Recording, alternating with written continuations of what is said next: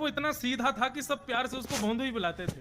गायों की सेवा करता था और जिस आश्रम में रहता था वहां के गुरुदेव शाम को प्रवचन करते थे तो सबसे पीछे बैठ के सुनता था। भोंदू को लगता था गुरुजी जो बोल रहे हैं ये बिल्कुल सत्य है, इसमें कोई झूठ नहीं है। एक दिन गुरुजी प्रवचन करते हुए बोले, यमुना के पल्ली पार भांडीर वन में ठाकुर जी गैया चराने आए। भांडीर वन का नाम सुनते भोंदू कान खड़े हो गए।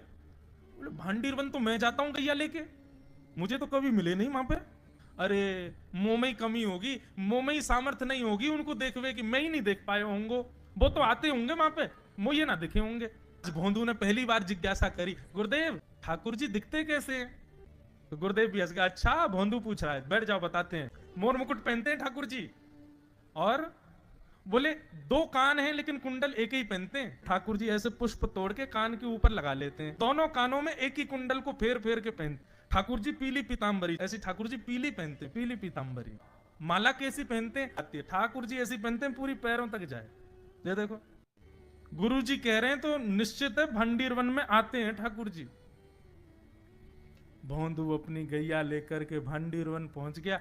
गैया चर रही थी, अब भोंदू ढूंढ रहा है, कभी वृक्ष के नीचे जाके देखे, कभी कहीं देखे, कभी ढूंढे कहीं से चंदन की सुगंधी आ जाए। गुरुजी बता रहे थे उनमें से चंदन की सुगंधी आती है, क्या पता कन्हैया यहीं कहीं हो। इतने भाव से, इतने प्रेम से और इतने भोलेपन से ढूंढने लगा ठाकुर जी को, और ठाकुर जी नहीं मिलते ना तो अपने आप को ही कोसता, मुंह में योग्यता ना होगी यही मारे ना मिल रहे, ठाकुर जी तो यही है। गुरु जी की बात गलत नहीं है, ठाकुर जी तो यही है। उसके उस सहज भाव पर, उसके उस सरल भोंदूपने पर ठाकुर जी रीझ गए। और इतने में ही भोंदू हताश निराश उदास बैठा था, खुद को कोस रहा था, मुंह में योग्यता ना है, मुंह ठाकुर जी मिलना है रहे। इतने में ही देखा सामने से असंख्य गायों का झुंड आ रहा है, और भोंदू ने जैसे उन गायों को देखा, ऐसी गाय कभी देखी नहीं, अलग गाय, सींग चमक रहे हैं, सींगों के ऊपर के भाग में सोने चांदी मढ़े हुए हैं, ऐसी ऐसी सुंदर सुंदर तंदुरुस्त गैया। तभी देख रहा है भोंदू, पीतांबरी पहनी है, गले में वैजंती माला धारण की है, सिर पर पाग पहनी है, एक कान में कुंडल है, मंद मंद मुस्कुरा करके दतुइयां दिखा रहे हैं, कटाक्ष नेत्रों से कभी इधर देख रहे हैं कभी उधर देख रहे हैं, अपनी वेणु को कमर में कस करके गैयाओं के गले में गलवैयां डाल करके श्याम सुंदर भोंदू की तरफ चलते भय आ रहे हैं। ये दृश्य देख करके हाथ पांव कांपने लगे भोंदू के। उसको लगा मेरे पास तो आएंगे ही नहीं, है वहीं से मुड़ जाएंगे, अब मैं उनके पास जाके उनको असहज नहीं करूंगा, यहीं से देख लूं, यहीं से प्रणाम कर लूं। लेकिन जैसे जैसे प्रणाम करके ऊपर देखता, ठाकुर जी और पास आ रहे हैं, और पास आ रहे हैं, और पास आ रहे हैं। जैसे ही ठाकुर जी आकर के बैठे, भोंदू के पास शब्द नहीं है, हाथ पैर कंपित हो रहे हैं, उसको सूझ ही नहीं रहा करूं क्या मैं, इनके लिए क्या बिछाऊं, कहां बैठाऊं। ठाकुर जी ने अपने आप ही भोंदू के गले में हाथ डाली, अरे तेरा नाम कहा है?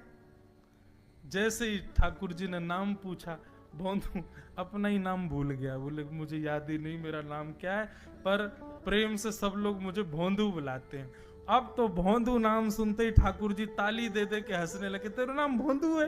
बोले हाँ मेरा नाम भोंदू है। और ठाकुर जी आपको अच्छा लगो? बोले हाँ बहुत अच्छा लगो। आपको नाम कहा है? ठाकुर जी बोले तुम वो ना जाने? बोले जानू तो ना हूं, लेकिन गुरु जी ने जैसो रूप बताया वैसो ही है आपको, तो आप कहीं नंद नंदन तो नहीं हो? ठाकुर जी बोले हाँ मैं नंद नंदन नहीं हूं, यशोदा जी को लाला, नंद जी को लाला। भोंदू बोलो जय हो भगवान, आज आपके दर्शन है गए। गुरु जी और सब बालकन को तो आप शायद रोज ही मिलते होंगे, लेकिन मैं ही अभागो, मोकू आप आज ही मिले हो। ठाकुर जी बोले अब चल बात मत बनावे, जल्दी कछु खवा, मुंह को भूख लग रही है। भोंदू एक कपड़े में रोटी बांध के उसमें मिर्च और गुड़ रख करके लेके गया। 2 रोटी थी। भोंदू ने जैसे ही खोली, एक रोटी ठाकुर जी के सामने धर दी, एक अपने पास रख ली, बोले मैं भी तो खाऊंगा। ठाकुर जी ने बढ़िया रोटी ऐसे घुमाई और प्रेम से गुड़ खामे और रोटी पान लगे प्रेम ते, और ठाकुर जी तो चप चप करके नेक देर में पा गए। भोंदू तो भूल ही गयो, मुंह खानो भी वो ठाकुर जी को ही देख रहा है। ठाकुर जी बोले और जोर की भूख लगी, ला अपनी रोटी दे दे। भोंदू बोलो मुंह को भी भूख लगी है। बोले अच्छा चल आधी आधी खा ले, या मैं ते आधी तू खा ले आधी मैं खा लूं, दोनों खा लिए। कल ते नेक्स्ट से ज्यादा सी रोटी ले आइयो, भूख ज्यादा लगे, और सुन यही समय आइयो, मिलूंगा कल भी तोते। ठाकुर जी अपने मार्ग पर चले गए। भोंदू इतना प्रसन्न है, बोले आज मुझको ठाकुर जी मिल गए। गुरुदेव के प्रवचन का समय होगा, भोंदू पीछे जाके बैठ गया, अपने गुरुदेव को प्रणाम करे, इनकी कृपा से ठाकुर जी मिले। उसने किसी को नहीं बताया, उसको लगा सबको ही मिलते हैं भगवान, मुझे ही मिले हैं बहुत दिन बाद। दूसरे दिन भोंदू खूब सारी सामग्री रसोई घर में इकट्ठा करके जाने लगा। किसी ने जाके गुरुदेव से कह दिया कि भोंदू बहुत सारी सामग्री ले जा रहा है। गुरुदेव ने जाके कही, भोंदू इतनी सामग्री ले जा रहे हो भैया, वो भंडारो करेगो का? नहीं गुरुजी भंडारो तो नहीं करूंगा, वो नंद नंदन नाम है, वो यशोदा नंदन मदन मोहन, वो अपनी गैया चरा के आए, कल भी आए, मेरी रोटी खा गए, मैं भूखो ही रहेगा कल। या हमारे ज्यादा सी ले जा रहा हूं, बेचारे बहुत भूखे आए कल, कि उनको पेट भर जाएगा, मैं भी पा लूंगा, या हमारे गुरुजी आज ज्यादा सामग्री ले जा रहा हूं। गुरुदेव ने मन में सोचा, ये बात कोई और कहे तो अविश्वास किया जा सकता है, लेकिन भोंदू झूठ नहीं बोलता। भोंदू कभी झूठ नहीं बोलता, भोंदू की बात पर विश्वास करना ही पड़ेगा। गुरुदेव बोले सुन सुन, ठाकुर जी आए थे? बोले हाँ। अच्छा, उनका रूप कैसा था? जैसा रूप आपने बताया था ना गुरुजी, बिल्कुल वैसा, ऐसे कटाक्ष नेत्र, मोती जैसे दांत, ठाकुर जी की मुस्कान ऐसी, पाग ऐसी, कान ऐसे। गुरुदेव के तो नेत्र बंद हो गए, वे सब अनुभव करने लगे। लेकिन गुरुदेव बोले रूप कैसा भी बता दे, चरण यदि इसने बता दिए तो मैं मान जाऊंगा कि ठाकुर जी थे। अच्छा तूने चरण देखे? बोले हाँ गुरुजी मैंने चरण देखे। चरण कैसे थे? ठाकुर जी के चरण जब वो चल करके आगे बढ़ते हैं ना तो चिन्ह बन जाते हैं। कहीं ध्वजा बनी थी, कहीं शंख बना था, कहीं कुछ बना था, और उनके जो नखून है ना उनमें से ऐसा लगता है मानो जैसे कोमल का पराग हो, कमल का पराग हो। और चरणों का रंग कैसा, जैसे मानो जैसे गुरुदेव कमल होता है ना, कमल की आकृति, ऐसे ठाकुर जी के चरण। जब चरण का यथावत वर्णन भोंदू ने कर दिया, गुरुदेव समझ गए, बोले निश्चित ठाकुर जी आते। नहीं तो भोंदू कहां जाने, इतनी बुद्धि नहीं है उस पे कि वो इतना सब कुछ ढूंढ ढाड़ के मुझे बताए। भोंदू एक काम करेगा? बोले हाँ। ठाकुर जी आएंगे तो तेरे सखा बन गए? बोले हाँ। तो उनको लेकर के आश्रम आ जा, यहां पे आ जा। भोंदू बोला कि इतने योग्य बालक हैं, लेकिन ठाकुर जी ने किसी से नहीं कही, मुझसे कही है। अगर मैंने ये काम नहीं किया तो मेरा जीवन व्यर्थ है। भोंदू को लगा ठाकुर जी सबसे ही मिलते हैं, गुरु जी किसी से भी कह के बुलवा लेते, मुझको काम दिया। भोंदू ने तो उसको अपने हृदय में ले लिया, अब ये काम मुझे करना है। बोले गुरु जी मैं वचन दे के जा रहा हूं, ठाकुर जी को मैं लेके आऊंगा, जा बेटा। भोंदू वन में चला गया। अब तो उसको मिलने की भी एक्साइटमेंट नहीं है और कोई उसके मन में भाव ही नहीं है, उसको ये है बस ठाकुर जी को मैं ले जाऊं। जा करके बैठा, ठाकुर जी अपनी गैया चराते भये, ठाकुर जी आए, रूप देख करके फिर से भावुक हो गया भोंदू।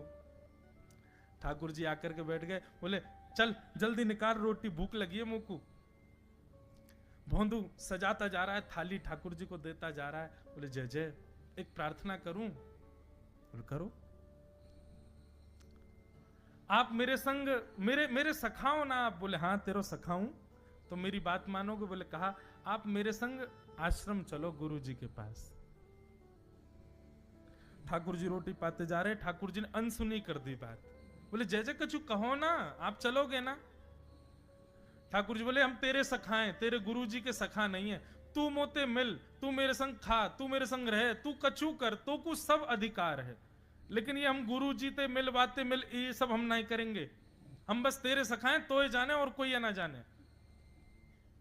ए जय जय ऐसा मत कहो ना, वे नहीं बताते तो मैं तो आपको देख ही नहीं पाता, मैं तो आपको जानता ही ना हूं। उनने ही तो मुझको बताई कि आप भांडीर बनाते हो, आपका रूप ऐसा है। उनने कृपा करके मुंह को आपसे मिलवाए हो, वही हमारी मित्रता के मूल आधार है, उनसे तो मिलवे चलो ना। ठाकुर जी बोले देख ज्यादा जिद मत करे, हमने तो उसे एक बार कह दी हम नहीं जाएंगे नहीं जाएंगे नहीं जाएंगे। ठाकुर जी रोटी पा रहे थे तो भोंदू ने हाथ से रोटी और छनाई, बोले ये भी दो, ये भी गुरु जी की है, लाओ ये मिर्च गुड़ सब दो, ये सब गुरु जी को, ये भी मत खाओ। और सुनो, यदि हमारे गुरु जी से आपको प्रेम नहीं है तो हमको आपसे प्रेम नहीं है। कल ते अपनी गैयान को लेके कहीं और चरावे जाओ, होंगे तुम नंदन अपने गांव के, मेरे गुरु जी के पास नहीं जाओगे। और सुनो, ये मुंह में जो रोटी रखी जाओ को उगल ले आओ, ये भी गुरु जी की रसोई में बनी है, हमारे गुरु जी से नहीं मिलेंगे। ठाकुर जी बोले अरे भोंदू ने रुक तो, नहीं नहीं नहीं अब तो मैं सुनूंगा ही नहीं, आपने ऐसे कैसे कह दी नहीं जाएंगे, 3 बार नहीं जाएंगे नहीं जाएंगे। और ये भांडीरवन मेरो है, मैं यहां गैया चरावे आऊं, कल से अगर तुम और तुम्हारी गैया दिख गई मुंह को तो तुम्हारी गैयान को लेके मैं चलो जाऊंगा आश्रम, फिर तुम्हारी मैया बाबा तुमको मारेंगे। ठाकुर जी बोले अरे भोंदू इतना नाराज? बोले यदि मुंह से मित्रता रखनी है तो मुंह को वचन देना पड़ेगा कि आप आश्रम चलोगे, और अगर आपने फिर से नहीं कही तो मैं जा रहा हूं वापस, और कभी आपको मुख नहीं देखूंगा, अपना मुख नहीं दिखाऊंगा। ठाकुर जी बोले इस मुख को देखने के लिए या संग के लिए लोग पता हो तो कितनी तपस्या करें। बोले जो तपस्या करें उनको मुबारक, तुम मुंह को ना चाहिए, मुंह ना मिलनो तुमते, मुंह कोई गरज ना पड़ रही तुमते, आज तक नहीं मिले कल ही तो मिले हो मोते, वो भी गुरुदेव की कृपा से मिले हो, जाओ मत मिलियो, मुझे ना चाहिए तुम। ठाकुर जी बोले मैं तो ना जाऊंगा, मैं तो तेरे पास ही रहूंगा। बोले तुम मत जाओ मैं जा रहा हूं। कि जाने लगा वापस। भोंदू, ठाकुर जी पुकार रहे हैं भोंदू को, मानो जैसे त्रिलोकी लेके जा रहा है वो ठाकुर जी के, जैसे मानो पूरा ऐश्वर्य ठाकुर जी का ले जा रहा हो। अरे भोंदू ने रुक तो जा। भोंदू बोला अपना मुख भी नहीं दिखाऊंगा यदि आप नहीं चलोगे तो। भोंदू थोड़ी दूर गया, ठाकुर जी को लगी वापस आ जाएगा, थोड़ी और दूर गया, लगा अब आ जाएगा, लेकिन जब भोंदू दिखना बंद हो गया हमारे ठाकुर जी विचलित हो गए, दौड़े भोंदू की तरफ। ठाकुर जी दौड़ करके गए और जाकर के भोंदू के पिद्दी पे चढ़ गए। बोले ले चल अपने गुरुदेव के पास, चलूंगा तू जहां कहेगो, लेकिन तो दूर नहीं जान दूंगा। और भोंदू ठाकुर जी को ऐसे ऊपर चढ़ा करके लेकर के आश्रम जा रहा है। गुरुदेव आकर के खड़े हो गए और मन में बस विचार कर रहे थे, हाथ पांव कांप रहे थे, बोले ठाकुर जी आएंगे कि नहीं। इतने में ही भोंदू आया और तभी देखा भोंदू की पिद्दी पर ठाकुर जी टंगे भय आ रहे हैं। आज गुरुदेव ने जाकर के पहले भोंदू को प्रणाम किया, बोले जय हो, धन्य है। इतनी तपस्या की, इतना भजन किया, घर परिवार त्याग दिया, वैराग्य त्याग सब हमारे जीवन में, तब भी ठाकुर जी नहीं मिले। लेकिन वारे भोंदू, तेरी सरलता, तेरी सहजता, तेरा ये निर्मल भाव कि ठाकुर जी तेरे अधीन होके यहां आश्रम तक चले आए।